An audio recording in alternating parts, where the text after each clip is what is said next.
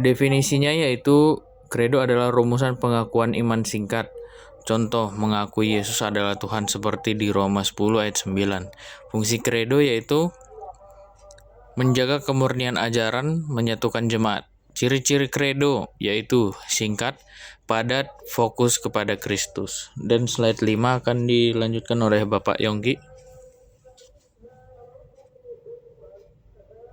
Himna, bagaimana gereja memuji.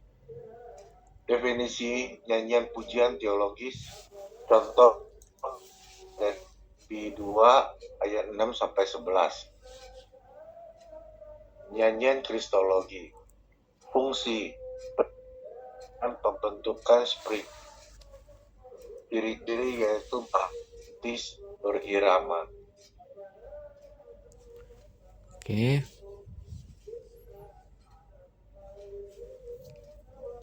Tiga, kode domestik teologi dalam relasi.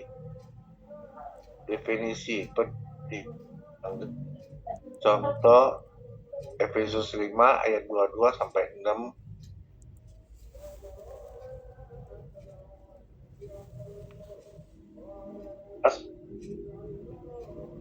Yesus fungsi mengisi struktur budaya dengan nilai Injil. Prinsip otoritas tanggung jawab. Oke, untuk slide 7 akan dibacakan oleh Bapak Naftali.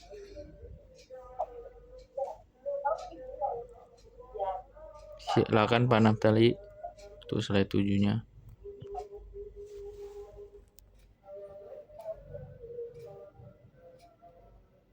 Masih di mute, Pak.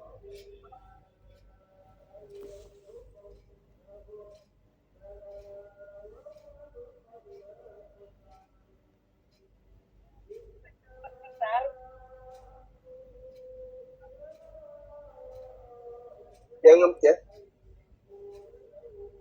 Bisa kedengaran? Bisa Pak, aman Pak suaranya. Baik. Ya. 4 slogan kekayaan iman. Definisi. Ungkapan iman pendek dan mudah diingat. Contoh, kerajaan Allah sudah dekat. Fungsi penginjilan cepat, identitas komunikasi, ciri deklaratif, syarat makna teologis. Yang kelima, daftar kebijakan dan kejahatan. Definisi, katalog perilaku baik dan buruk. Contoh Galatia 5 ayat 19-20. 3, buah daging versus buah roh. Mencuri, membunuh, berzina versus kasih, sukacita, damai. Fungsi panduan etika, pembentukan karakter, dasar perubahan hidup oleh Roh Kudus, bukan usaha manusia. Oke, dilanjut Pak. Isu praktis pernikahan dan seksualitas. Kewajiban timbal balik dan hubungan suami istri dalam 1 Korintus 3-5. Status janda atau tidak tetap dalam status wali, tidak dan 1 Korintus 7 ayat 8. Perceraian bukan solusi untuk masalah seksual dalam 1 Korintus 7 ayat 10-16. Prinsip tubuh adalah bait Roh Kudus 1 Korintus 6 ayat 19-20. Oke, satu slide lagi. Isu praktis perempuan dalam ibadah 1 Korintus 14 ayat 33b sampai 35, ayat yang membatasi perempuan bicara. Konteksnya adalah kemungkinan gangguan spesifik di Korintus, keseimbangan ayat 36 sampai 38. Menolak penafsiran ekstrim, menolak penafsiran ekstrim.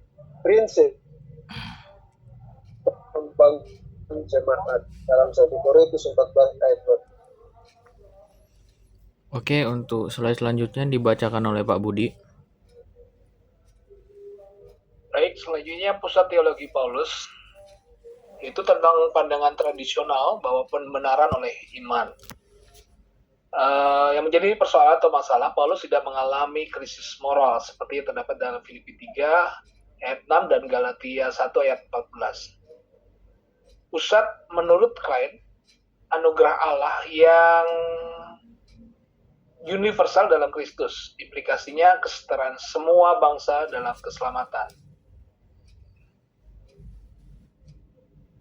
Yang kedua, perkembangan teologi Paulus, bukti perbedaan variasi nada dalam surat-surat. Contoh penekanan berbeda tentang kedatangan Kristus 1 dan 2 Tesalonika. Posisi Klein, perbedaan karena konteks pastoral bukan perubahan teologi. Konsistensi, yaitu keselamatan oleh anugerah tetap inti. Prinsip penafsiran Paulus 1, baca secara holistik, hindari pengutipan terpisah, perhatikan konteks, historial, budaya, pastoral, waspada, bias teologis, denominasional, pribadi, ciri keseimbangan antara doktrin dan praktik. Renungkan, bagaimana bentuk-bentuk ini relevan dengan gereja hari ini? Apakah anugerah universal lebih tepat sebagai pusat teologi Paulus daripada pembenaran oleh iman? Bagaimana menerapkan prinsip Paulus dalam isu kontemporer seperti gender dan seksualitas? Terima kasih. Sumbernya William Klein. Tuhan Yesus berkati. Terima kasih Bu Ivon, selamat malam, Tuhan Yesus memberkati.